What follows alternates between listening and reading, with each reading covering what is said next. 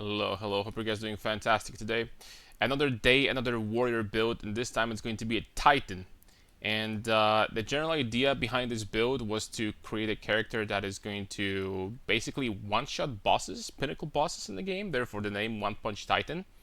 But a few weeks ago, I don't know, 2 weeks ago maybe, in one of the first videos from Will Smith, maybe some of you remember, I said that I really wonder how the area and like everything, how far you can scale the leap slam into something like something like Titan, right? That has more scaling and everything.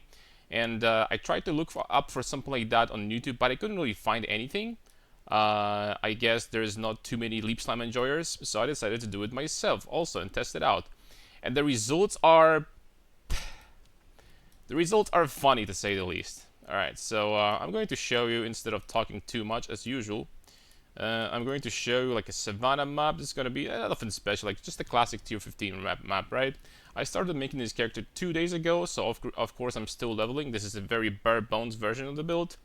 Majority of my equipment, like I bought some rings, chest, belt, all for like 15-20 exalts. That being said, I borrowed the weapons from Will Smith. Just mentioning that, but I think that this damage is so overkill that it doesn't really matter in the slightest if you have like actually very good weapons or not. So this is pretty much the extent to what you can scale leap slam. This is pretty much like the amount of AoE you can get, and I don't think you can get much more.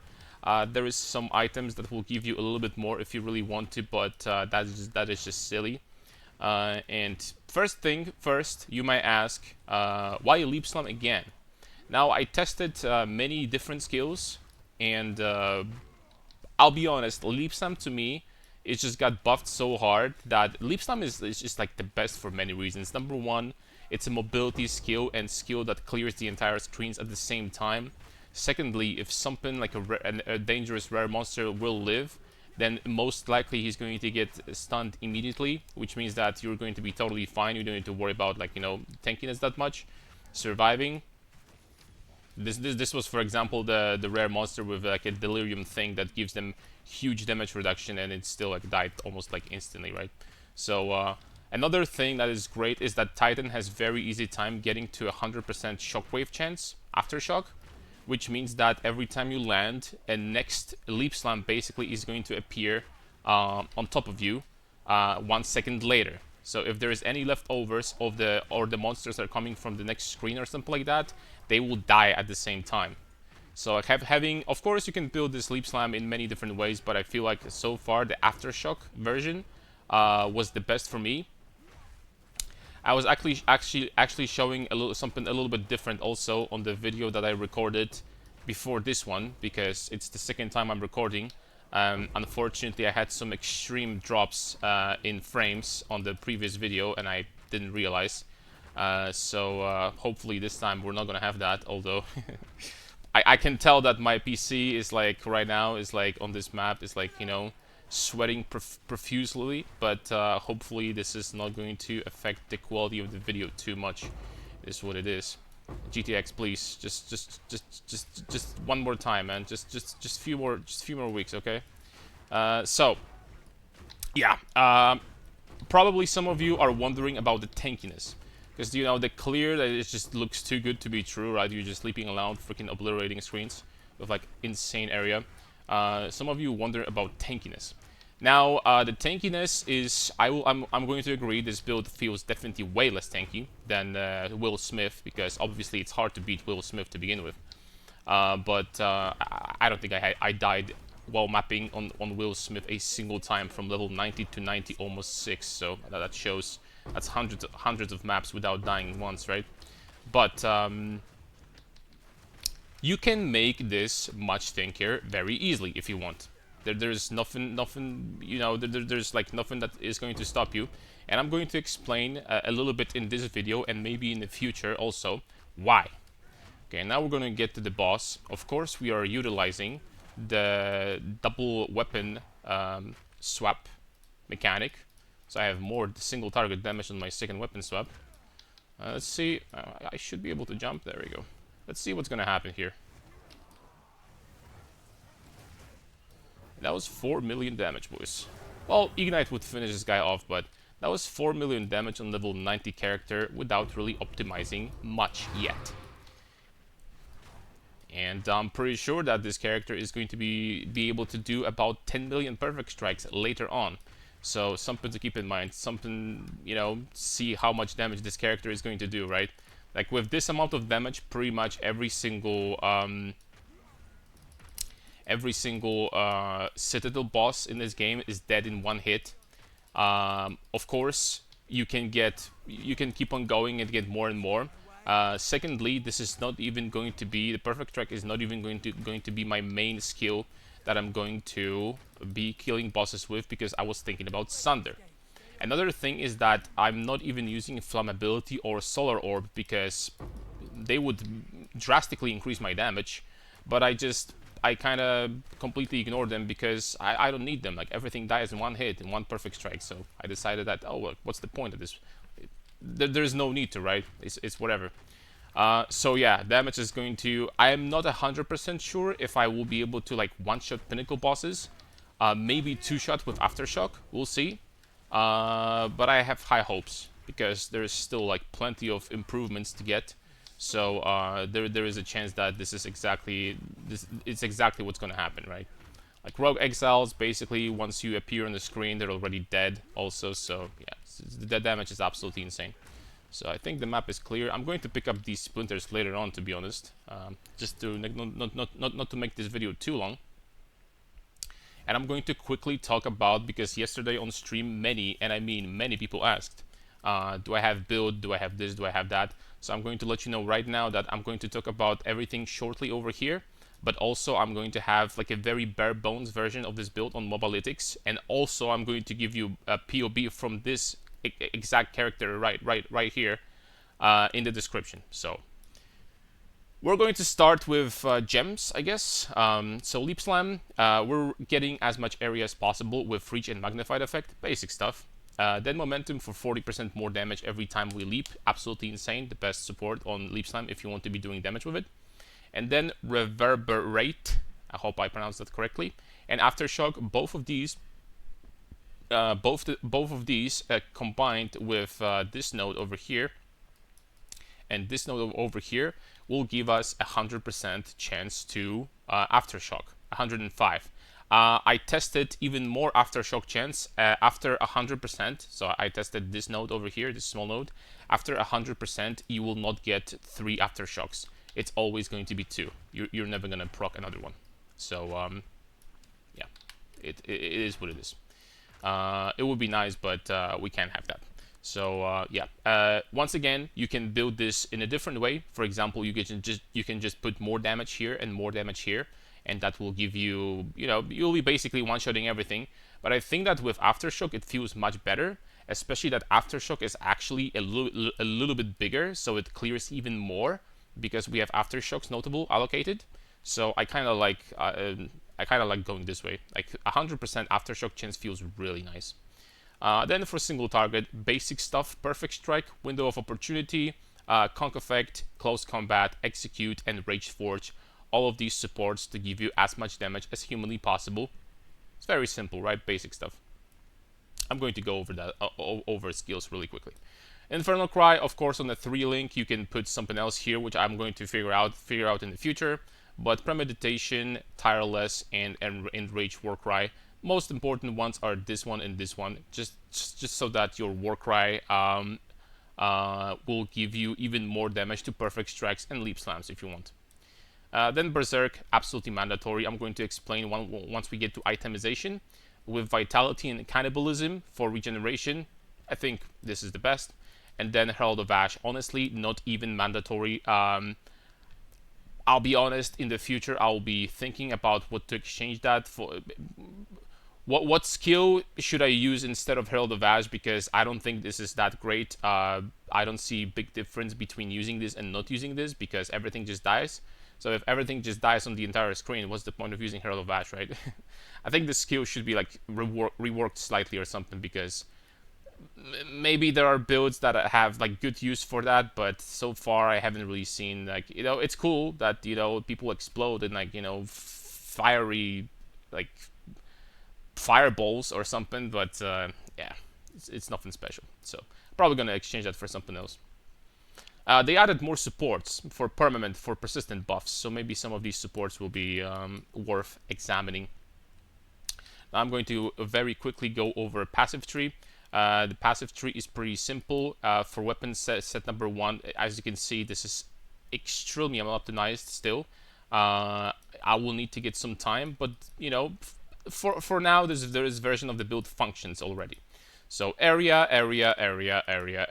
weapon set number 1, as much area as humanly possible. I do believe that I have every area node in the game right now, which I'll be honest, I'm going to be dropping some of them because this is just an overkill. Like for example, 12, 12, 12, these 3 nodes I'm going to drop because it's just too much, right? You don't need that much. And I'm going to put them into, probably going to get some more tankiness or something like that. So area, as much area as possible, a little bit of armor and stun threshold here because we will be using a little bit of armor on this build. Never a bad thing to have some more mitigation, right? Obviously trying to get as much strength as possible because you will be using Giant's Blood to hold two-handed weapons. More stun threshold with life, basic stuff. This is like, you know, Warrior 101. And I'm going to get to why we're using these nodes, these specific nodes and regeneration nodes soon once we get to itemization. Then Iron reflexes because we actually get like 500 evasion rating by default from levels and from gloves. So this is essentially like 500 flat armor for 1 point. It's pretty worth it in my opinion. And yeah.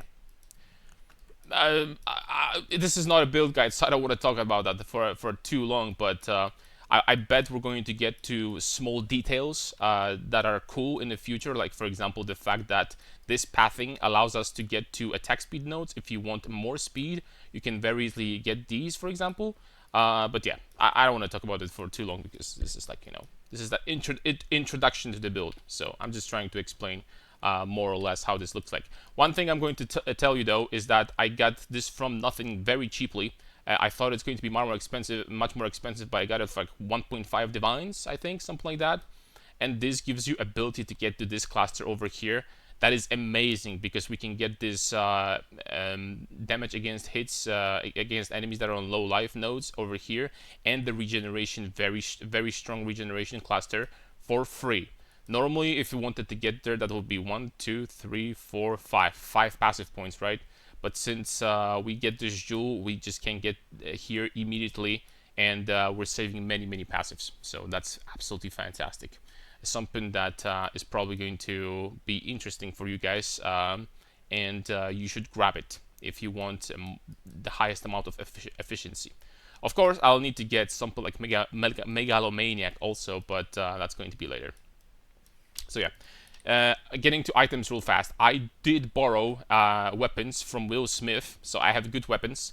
That being said, on this build, you don't need elemental damage with attacks that much. Simply because I have these weapons with elemental damage with attacks and I'm using them. Nothing is going to stop me, right? But if you don't have elemental damage with attacks and you just focus on melee skills and as high physical damage as possible, that's going to be totally perfectly fine. You know why? Because you don't need to allocate Avatar of Fire. You'll be just doing physical, and sure, you will not utilize penetration and you're not going to like penetrate enemies nearby to like 0%. But it's fine because you're not going to lose at least like the 25% physical damage from Leap Slam. I tested both with and without that, and with my weapons, with elemental damage with attacks, I'm doing more damage with Avatar of Fire. But if you do not have WED on your weapons, elemental damage with attacks, I keep on calling it WED from PoE 1, you know, back in the day when it was called that way,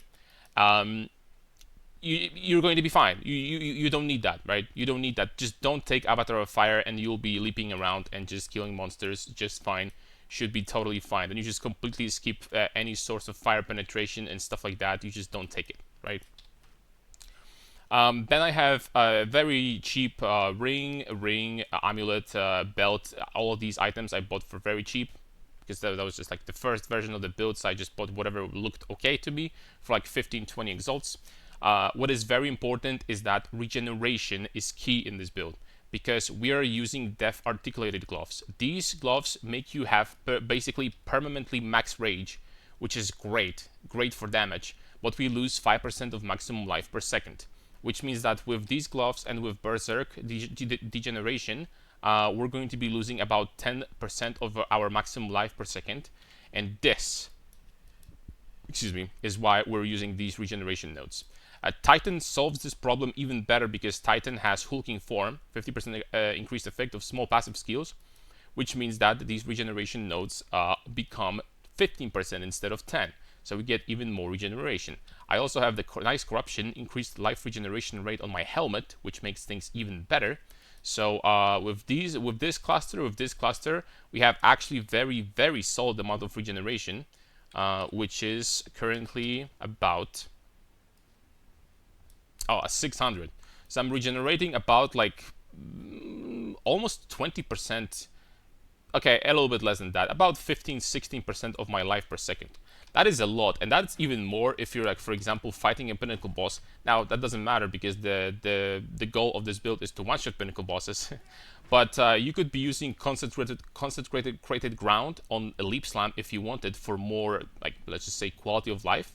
And this would give you absolutely insane amount of life regeneration because this would all scale with these regeneration nodes. I'm going to show you. Maybe I have Holy Descent here. I'm going to get Holy Descent. Holy Descent. And that's not even all, by the way. But I'm going to show you Holy Descent. Boom. Instead of this Aftershock, that's fine. And boom, all of a sudden, we're regenerating for 1,000 per second. That's how much you're going to get from... We're regenerating for almost 30% of our maximum life. And this value, of course, would scale if you wanted more life. Something I didn't talk about yet, but... this is something you can absolutely do if you want to. There is another thing that gives you 2% of life regen per second, which is going to make things even stronger. And then you could use totems, which would give you even more than that. But this is probably a topic for a different video. So yeah, this is what I'm using here. So you want items with resistances, strength, life, and life regeneration. I would recommend you to get life regeneration. First of all, what is very important is that you get Ornate Plate because it gives you innately percent life regen, preferably closer to 2.5. This is not great, but 2.5% max life per second is the maximum roll. But what you need there is suffix that will give you life regeneration, flat life regeneration as well.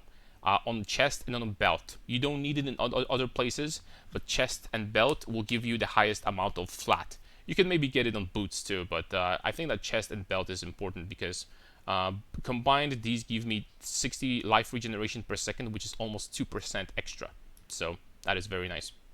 And yeah, basically the idea is to get strength, life, and resistances everywhere, and where you can, you need to get life regeneration. I don't even have my resistances maxed out because, you know, everything just dies so fast. But once I'm going to start optimizing this character, I will definitely want to have my resistances, obviously. So yeah.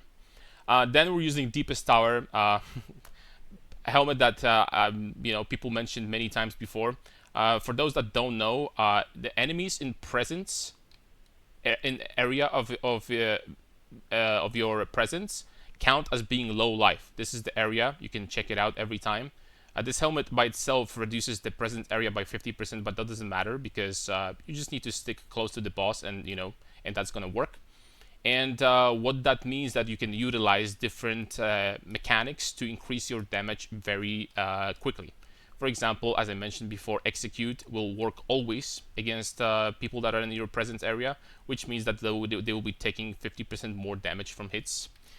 Then you have these nodes, right? Which for Titan they become 45% from 30%, which for Titan is absolutely insane because this cluster over here and this cluster over here will boost your damage by absolutely insane amount, right? Because you get also damage with your hits is lucky, so that is going to give you some extra damage. Not much for a build like this because the window of damage is not very high on these weapons. But there are some other weapons that have bigger windows, so that will give you a little bit more. So this will give you just absolutely insane amount of damage, and yeah, compared to like a regular helmet, it's not going to be like super insane, but for Titan is even more, right? For Titan is even more in different classes because different classes can get damage from rings, from something like this, wet on weapons.